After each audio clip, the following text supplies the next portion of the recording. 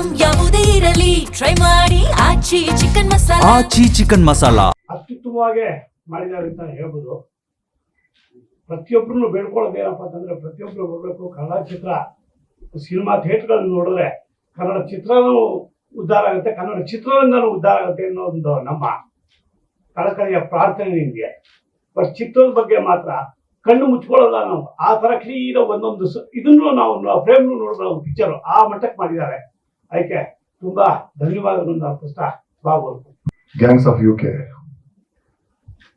ಒಂದು ಏನಿವತ್ತು ಟ್ರೈಲರ್ ನೋಡಿದ್ರಿ ತಾವು. ರವಿ ಸರ್ ಅವರ ಒಂದು ಕನಸು.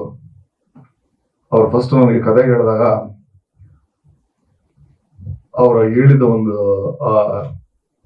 ಕತೆ ಕಣ್ಣು ಕಟ್ಟಂಗಿತ್ತು ನನಗೆ.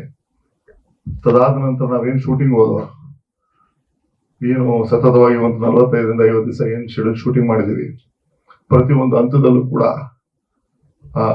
ತನಗೇನು ಬೇಕು, ತನ್ನ ಕತೆಗೆ ಏನು ಬೇಕು ಅದನ್ನ ಅಚ್ಚುಕಟ್ಟಾಗಿ ತೆರೆ ಮೇಲೆ ತರೋದಕ್ಕೆ ಸಾಕಷ್ಟು ಕಸರತ್ನ ಮಾಡಿದ್ದಾರೆ. ಅದನ್ನ ನೀವು ತೆರೆ ಮೇಲೆ ನೋಡಿದಿರಿ ಅಂತ ನಾನು ಭಾವಿಸ್ತೀನಿ. ತಮ್ಮೆಲ್ಲರ ಸಹಕಾರ ಇಂದಿನ ನನ್ನ ಸಿನಿಮಾಗೆ ಹೇಗಿತ್ತು ಹಾಗೆ ಈ ಸಿನಿಮಾಗೂ ಕೂಡ ತಮ್ಮೆಲ್ಲರ ಸಹಕಾರ ಇರಲಿ.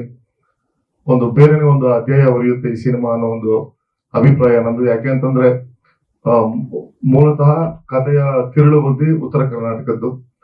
ಅಲ್ಲಿಯ ಒಂದು ಮಣ್ಣಿನ ಸೊಗಡನ್ನ ಬಹಳ ಅಚ್ಚುಕಟ್ಟಾಗಿ ಹೇಳೋ ಒಂದು ಪ್ರಯತ್ನ ಮಾಡಿದ್ದಾರೆ ನಿರ್ದೇಶಕರು. ಜೊತೆಗೆ ರಮೇಶ್ ಅವರ ಕತ್ತಿ ಹರಿತವಾದಂತ ಸಂಭಾಷಣೆ ಏನಿದೆ ಅದಕ್ಕಿನ್ನ ಪೂರಕವಾಗಿದೆ ನಮಗೆ. ತಮ್ಮೆಲ್ಲರ ಪ್ರೋತ್ಸಾಹ ಇರಲಿ. ಇದೇ ತಿಂಗಳು ಏಪ್ರಿಲ್ 10ಕ್ಕೆ ಚಿತ್ರ ತೆರೆಗೆ ಬರ್ತಾ ಇದೆ. ತಮ್ಮೆಲ್ಲರ ಪ್ರೋತ್ಸಾಹದಿಂದ ಚಿತ್ರ ಯಶಸ್ವಿಗೊಳಿಸ್ಬೇಕು ಅಂತ ಹೇಳಿ ತಮ್ಮೆಲ್ಲರಲ್ಲೂ ಕೇಳ್ಕೊಂತೀನಿ. ಧನ್ಯವಾದಗಳು.